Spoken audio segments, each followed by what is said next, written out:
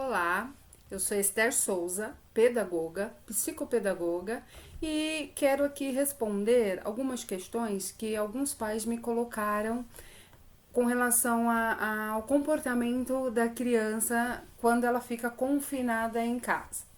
Geralmente a criança ela tem uma rotina, né? Ela acorda, vai para a escola, tem que seguir uma certa rotina naquele grupo social. E quando volta para casa, também dentro de casa, ela tem a sua rotina doméstica, né? Mas com essa exceção de rotinas diárias, nós estamos tendo que nos reinventar dentro de casa. Né? Alguns pais me procuraram e disseram: Esther, eu não sei o que fazer. O meu filho, ele está inquieto, ele está agressivo, ele não consegue se relacionar com o pessoal em casa e está bem complicado. Bom, o primeiro ponto em que nós precisamos prestar atenção é como está o relacionamento das pessoas que estão dentro desta casa. Né? Existe uma dinâmica familiar, uma forma de ver as coisas, uma forma de agir, e precisamos saber se a criança ela está acostumada a ter essas respostas no seu dia a dia. Né? Porque, por exemplo, estar na escola e seguir a rotina escolar é um fato. Né? Esse fato não existe hoje na vida da criança. Então, nós temos que reorganizar a rotina dessa criança e entender o que vai suprir a sua necessidade, né? Alimentação, higienização, distração, tem a parte divertida do dia, como está sendo o dia da criança. Já parou para pensar, papai? Já parou para pensar, mamãe? Ou os pais estão trabalhando e os filhos estão ficando, né, com as vovós, os netos, as netas estão com as vovós e a vovó não sabe o que fazer.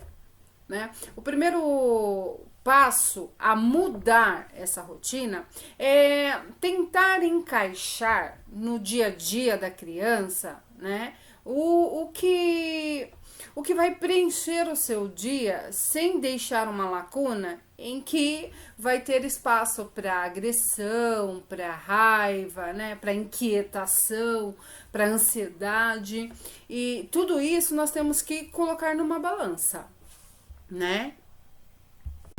Então, eu sugiro que os pais sentem, conversem e decidem uma rotina diária para a criança, né? Uma rotina doméstica. Não deixar a criança fugir do horário. Então, ela tem que cumprir aquele horário. Ela deve acordar num determinado horário, fazer a sua higienização, né, do dia, como lavar o rosto, escovar os dentes, ou até mesmo tomar um banho, para quem tem um hábito de tomar banho pela manhã.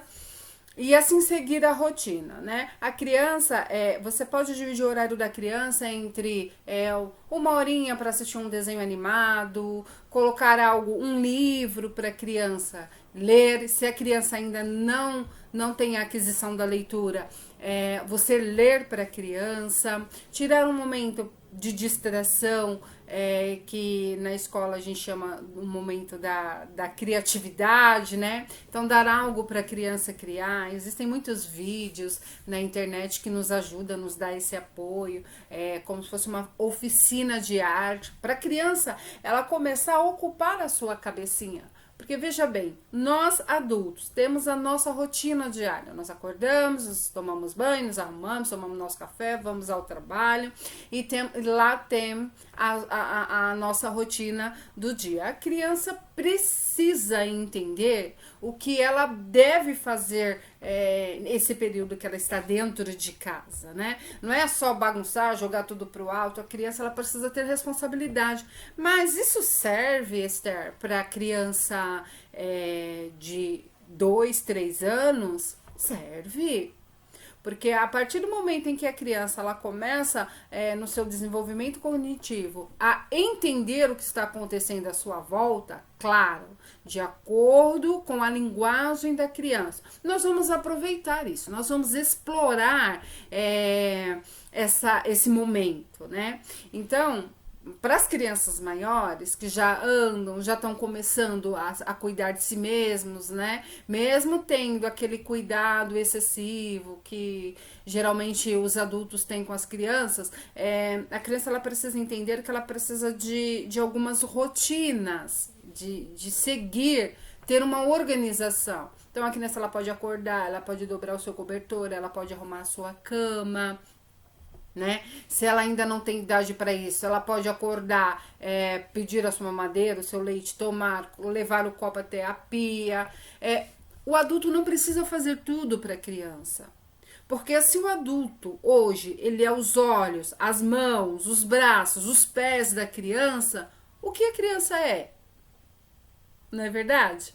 A criança ela não consegue entender qual é a sua funcionalidade, qual é a sua função naquele meio social. Então, na sua vida acadêmica, na sua vida escolar, a criança ela tem uma rotina.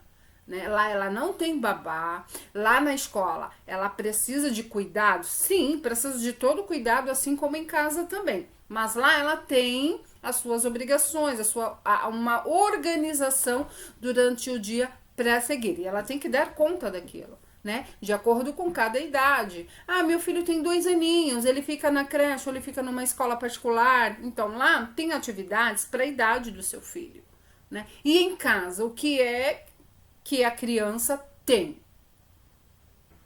Ele passa o dia inteiro assistindo vídeos na internet, no YouTube, ele gosta de joguinhos. É legal isso? É muito bacana, muito legal. Afinal, essa nossa geração, ela é a geração YZ, né? A geração que está conectada com o mundo. Mas nós também temos que entender que somos seres sociais. A criança, ela não precisa de uma tela para ela entender que ela precisa se comportar, que ela tem que ficar quietinha, que ela não pode fazer barulho. Criança precisa fazer barulho, criança precisa se movimentar, precisa gastar energia. E quando isso não acontece, eles não sabem como fazer. Se você tirar a criança 1 minuto da frente da tela, o que ela vai fazer? Nossa, Esther, a minha vai derrubar a casa. É normal que isso aconteça. E é bem provável que aconteça. E aí, né, os ânimos vão ficar exaltados e algumas medidas precisam ser tomadas e talvez a medida em que se é tomada pode não trazer um resultado eficaz, aí gera aquela tensão no ambiente, né, gera aquele momento de nervosismo, inclusive, alguns de nós até nos excedemos, né? A ponto de tentar corrigir o que já começou errado. Então, o que temos que fazer, Esther? Nós temos que prestar atenção como que está sendo a nossa dinâmica familiar. Nesse momento em que todos estão já à flor da pele, né, o nervo à flor da pele, já estão preocupados com os problemas de adulto e às vezes não damos muita atenção para o que está acontecendo com as nossas crianças, né? Nós temos que entender que eles estão sofrendo da mesma forma que nós adultos. As nossas crianças, elas precisam que a vida delas funcione. Mas como está funcionando a vida das nossas crianças, né? Então, papais, vamos sentar, reunir a família e tentar entender como que está a dinâmica familiar e colocar algumas questões, né, alguns pontos a serem discutidos em família para melhorar a vida de todo mundo. Porque não está sendo fácil para o adulto, mas também não está sendo fácil para a criança, né? Se no dia a dia ela tinha o hábito de ir a um playground, né, um parquinho na escola, tem um momento de recreação, talvez ela não está tendo esses momentos em casa, mesmo porque na minha casa não tem um parque, não tem um playground, ou no meu apartamento não pode descer para a área de playground, as crianças estão presas literalmente dentro de uma caixinha. Então vamos colorir essa caixinha, papais? Vamos lá? Vamos deixar a vida dos nossos pequenos mais interessantes dentro da nossa própria casa? Vamos fazer uma rotininha simples, não precisa colocar muita coisa não. Lembrando que algumas escolas, ou pelo menos a maioria das escolas que os pais entrarem em contato comigo, estão enviando propostas de trabalho, né, de atividades para as nossas crianças. Então vamos pegar essas atividades e colocar dentro desta rotina. Então vamos deixar o dia das nossas crianças preenchidos. Tem lá o seu momento de assistir o seu desenho animado preferido, o seu programa preferido. Tem o momento dela entrar na internet e jogar o seu jogo favorito.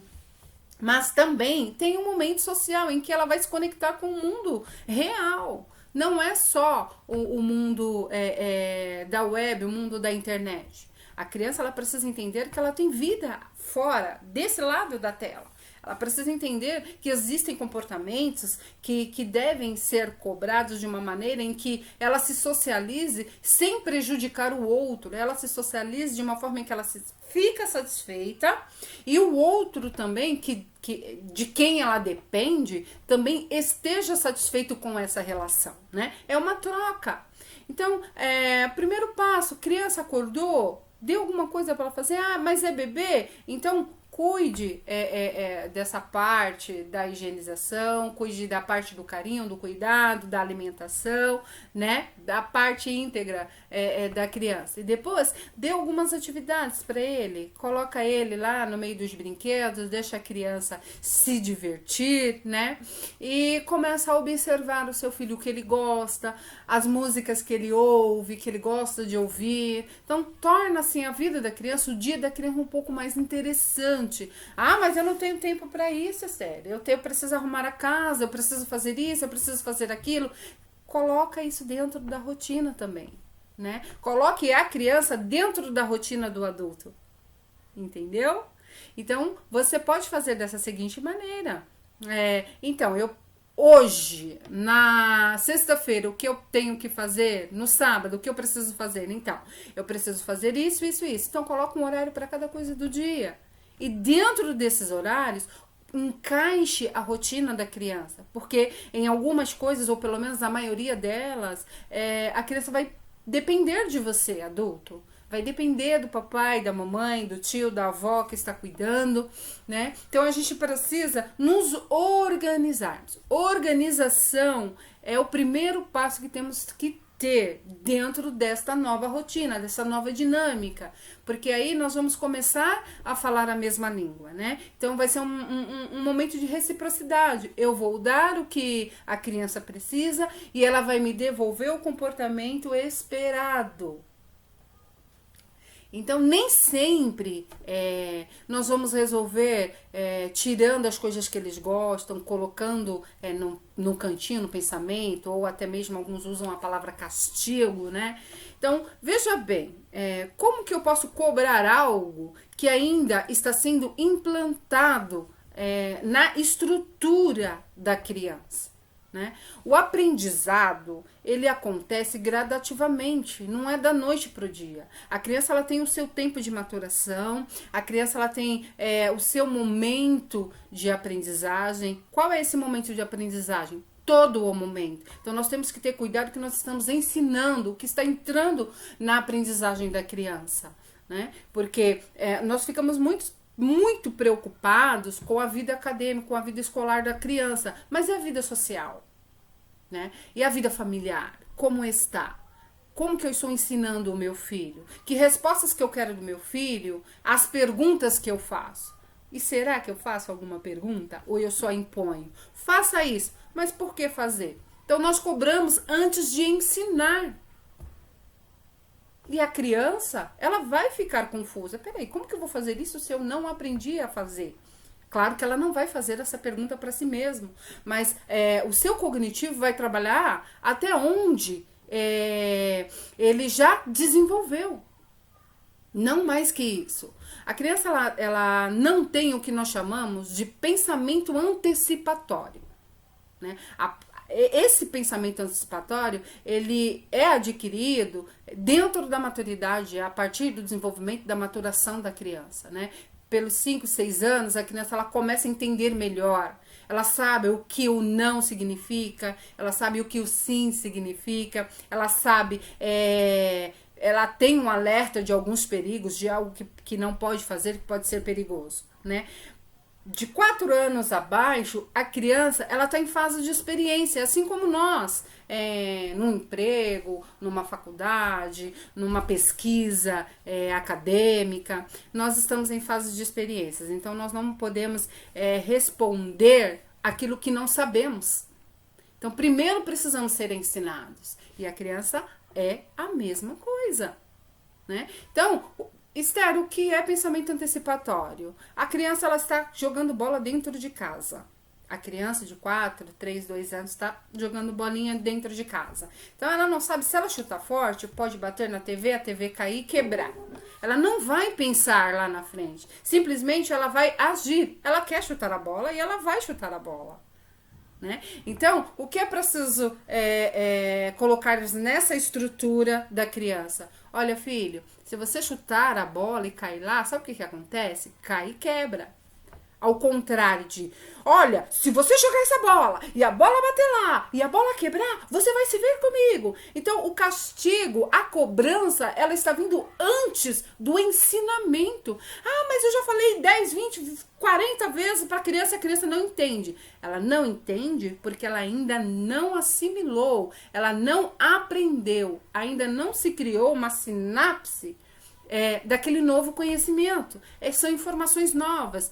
E principalmente, se essa informação ela vai depender de uma ação ou reação, ela precisa cuidadosamente ser ensinada. Né? Hoje você falou, daqui a 5 minutos a criança vai querer fazer a mesma coisa. Por quê?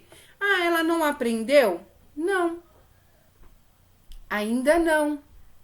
Então, com o tempo, a criança ela adquire uma maturidade. Ah, então quer dizer que realmente isso é certo? Essa questão da repetição, tem que ficar repetindo todas as vezes para a criança aprender? Nem sempre a repetição verbal funciona. Mas às vezes a ação ela produz mais efeito, né? Então, ao invés de você dar a ordem direta, faça o que não se deve fazer nesse sentido de ensinar, né? Olha, se eu pegar a bola, chutou, vai bater lá. Vai quebrar o vidro? Vai, eu posso me machucar. Então, não vamos fazer assim, né? Como devemos fazer? Ensina uma forma que a criança ela tenha ação sem prejudicar ou sem trazer uma resposta negativa, né? Então, existem várias formas de nós ensinarmos sem prejudicar. Por quê? Às vezes, um não mal colocado, ele não vai ser interpretado como não posso fazer, mas é um não de negação, literalmente. Ela não quer que eu faça. Por que ela não quer que eu faça? Né? Então, antes da cobrança, tem que vir o aprendizado. A criança aprendeu, a criança vai executar da forma correta. Lógico que a criança está em fase de transformação, em fases de mudanças, em fases de desenvolvimento. Então, pode sim, a criança ela muda de humor a todo momento, ela oscila muito isso, né? Isso faz parte das funções executivas que ainda não estão completas. Né? Isso é no desenvolvimento da criança. Eu não posso exigir da criança algo que ainda a maturação dela não permite que ela faça, que ela responda da maneira que eu quero, que o adulto quer. Nós precisamos tomar esses cuidados. Porque eu tenho muitas histórias para contar para vocês. Se eu for, dá para escrever um livro do que não se pode fazer ou não é necessário fazer, porque os resultados não são tão bons, né? Pode vir um resultado, naquele momento você fique satisfeito, porém, você não sabe o que aquela medida causou, né, na estrutura da criança. Então, nós podemos causar muitos traumas, principalmente na subjetividade, muitos traumas psicológicos. Ah, mas isso é bobeira, Esther. Não é bobeira. Se você parar diante do espelho e começar a relembrar algumas coisas da sua infância, tem algo que vai te fazer rir, e rir muito. Mas tem muitas coisas que vai te fazer chorar ou ficar triste. pensar em desistir e ficar desanimado, porque é algo que ficou incompleto ou algo que causou um trauma que se tornou uma cristalização que não foi tratado e você hoje consegue lidar com isso? Consegue controlar? Sim. Por quê? Porque nós chamamos da autorregulação. Criança não tem autorregulação até determinada idade. Né? Então ela precisa desenvolver essa autorregulação, esse autocontrole. Olha, eu não posso falar isso diante de todo mundo. Olha, eu não posso ter essa atitude aqui neste ambiente social. Olha, tem coisas que eu preciso fazer na minha intimidade, dentro do meu quarto, ou dentro do banheiro, ou tomando banho. Então a autorregulação não é uma lição que se ensina. Né? É uma função executiva que ela tem que atingir, a criança precisa atingir uma certa maturidade para ela começar a adquirir a autorregulação. E quem é a autorregulação da criança? O adulto. Mas reprimindo? Botando de castigo? Tirando as coisas que eles gostam? Não. É lógico que em determinadas situações essas coisas funcionam. Mas nós precisamos tomar cuidado se nós não estamos sendo excessivos no castigo, ou no pensamento, ou tirar o que eles gostam, né? Porque se nós agirmos da forma correta, ou dentro dos nossos princípios, nós achamos que essa ação é correta, nós precisamos entender quando ela pode ser usada.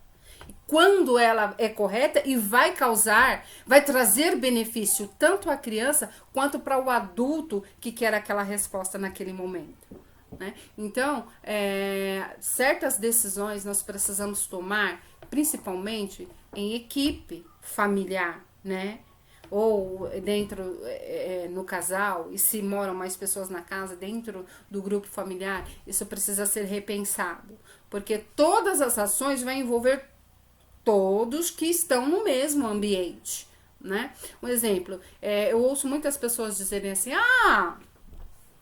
mas a minha criança, eu trato da forma que eu quero, eu crio do jeito que eu quero, você não deve meter o pitaco, ninguém tem nada a ver com a criação da minha filha ou do meu filho. Tem, porque o que você ensinar para ele dentro daquele grupo social, se não for coerente ele agir daquela forma em outros grupos sociais, você vai ter um problema. Você vai ter um grande problema, porque vão falar do seu filho lá naquele grupo, né? Ele não vai se encaixar naquele grupo social. Então nós temos que prestar atenção quando nós ensinamos os nossos filhos, as nossas crianças. E nós ensinamos a todo momento. Até quando você está calado, você está ensinando. Porque a criança, ela fica com os olhinhos arregalados, os ouvidos bem atentos, ouvindo e vendo. Eu já vi a criança reproduzir uma ação que eu tive que não foi legal, infelizmente acabou acontecendo na frente da criança, e ela na brincadeira ela foi reproduzir aquela cena exatamente, né? Os neurônios não param de funcionar, está a todo vapor lá, a todo momento, não é verdade? E os neurônios da imitação, da repetição também está ativo. Então, se ele ver e ele estiver dentro de um contexto e lembrar que aquilo funcionou naquela cena, ele pode tentar agir dessa mesma forma. Viu como é complicado e ao mesmo tempo é muito sério ensinar? Não é só um pedagogo ou um professor ou um psicopedagogo ou um psicólogo que ensina, um psiquiatra que ensina ou que ajuda.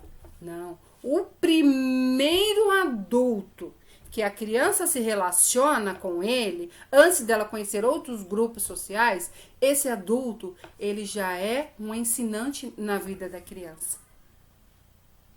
Então, você não precisa ter um diploma de faculdade ou de qualquer um certificado, de um curso técnico, para saber como a criança funciona. Na verdade, eles não vêm com manual de instrução, né? Então, quanto mais nós procurarmos saber como nós vamos ensinar, melhores resultados nós vamos ter, né?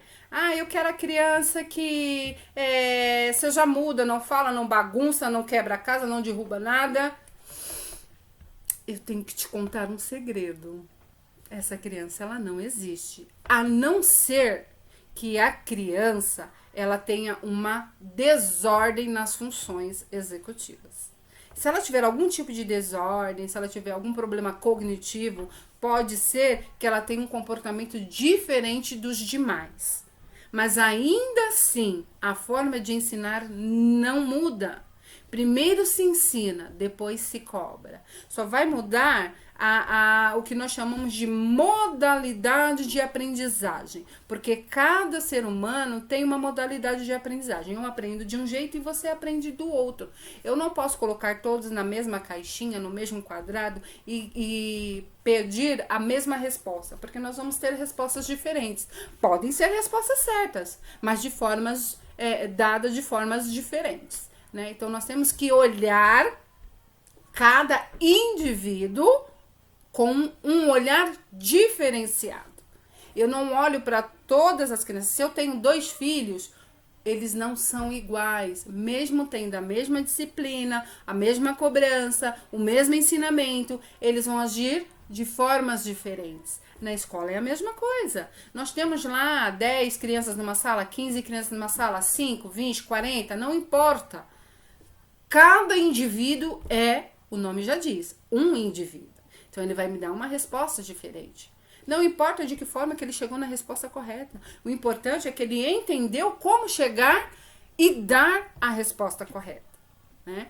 Então, agora, em questões comportamentais, nós precisamos tomar muito cuidado. Porque existem comportamentos na criança que nós precisamos estar atento para saber se está de acordo com a sua idade, né?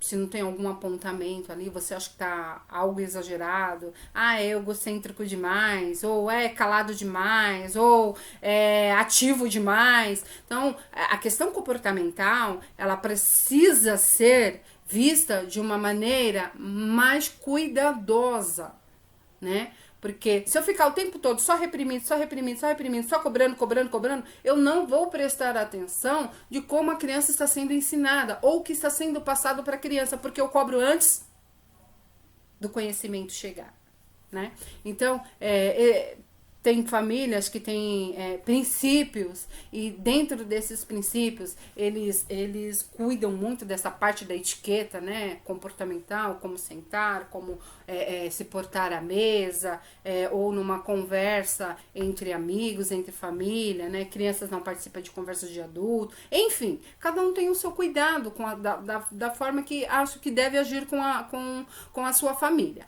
Mas o que eu estou tentando dizer aqui para vocês é que o ensinamento ele é benéfico, proveitoso e traz bons resultados quando ele é feito de forma cuidadosa, né? Nós precisamos ter esse cuidado de como passar o conhecimento, a informação para o indivíduo, para que ele se encaixe naquele propósito em que nós estamos buscando, né? Então, durante a nossa trajetória, durante a nossa vida, nós adquirimos muitas informações, mas nem sempre nós adquirimos o conhecimento, né? Porque informação não significa conhecimento, né? Então, nós precisamos saber como nos portar diante da vida, diante da circunstância. E hoje, a cobrança é como vamos viver dentro do mesmo espaço, dentro deste ambiente, com essa família, com essa estrutura, com essa dinâmica familiar,